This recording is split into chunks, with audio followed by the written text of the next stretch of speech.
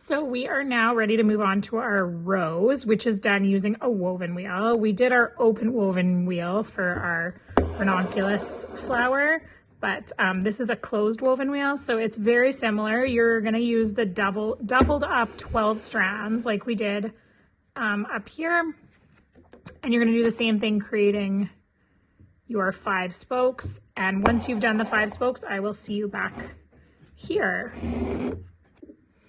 All right, so we've created our 5 spokes, and we're gonna do the same thing. We're just coming up in between 2 spokes as close to the center as possible, and then just starting our over under pattern. Again, it doesn't matter if you start with an over or if you start with an under, and it also doesn't matter which direction you go around your woven wheel. So we're just following around it. Like I said on the other wheel, we're gonna pull our first few rows quite tight to the center. I like to give it like quite a solid base. I just don't want you to be able to see anything underneath. That's why I pull it nice and tight, and it just secures it.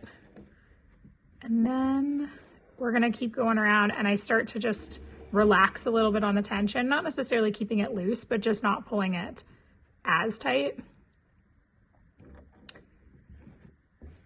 Some of the common questions I get are the twisting. So as you can see, the thread sometimes twists as you go.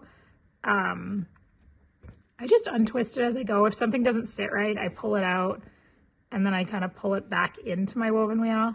If it's kind of, you know, too twisted up, or I don't like the way it's sitting. Oops, and I try not to get my needle through the spokes. You want to go under it, which sometimes happens. You nick the spokes. And the same tips as before, just trying to make sure that you're not getting your thread caught on anything, because that does create, what happens is it'll jolt, and then your whole thing will come can just create some tension issues. And I basically pull until I can feel it. The tension is gone, and then I stop.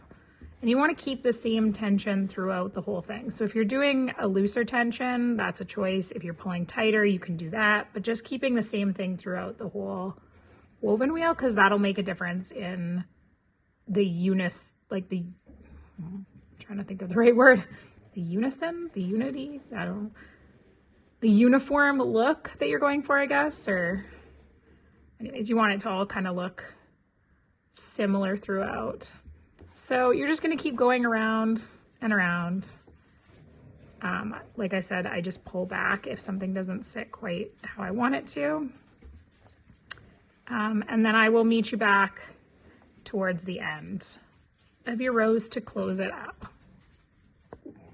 So I ran out of thread before I actually finished my full wheel. So this was my extra long piece of thread, and in your kit there will be one extra long piece of thread, and then there'll just be regular lengths. You'll have enough for an extra, just like I have here, one just regular length one to double up, and then enough for your flower over here too, but they're separate. So you will have, if you need it, one more regular length piece of arm's length piece of floss to stitch the rest of the way. You may not need it depending on how you did yours, but I need one more regular to just finish it off. So that is included in your kit. You will have enough to do that. So for the stopping and starting, I did the same technique that I used in the other woven wheel, and I'm just gonna start back up and follow my way around my wheel again.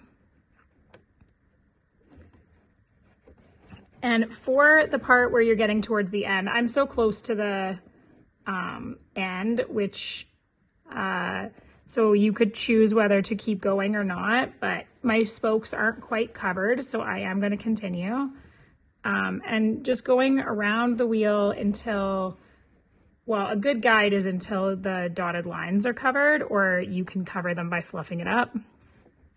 They're pretty faint, so it shouldn't be like, they're not a dark circle around. They're just like the dotted lines to give you a guide as to when to cover. And I just like to go around enough times that it covers that, plus it gives it a little bit of extra dimension, that 3D, because once you start to get to the outside, it starts to give you more lift. And I really like fluffy woven wheels. So if you have any spots where, say, the dotted line is still showing, my recommendation would just be to put like a stitch down. Right now, the only spot where I'm kind of still seeing a little bit of my dotted line is at the very bottom here from this angle.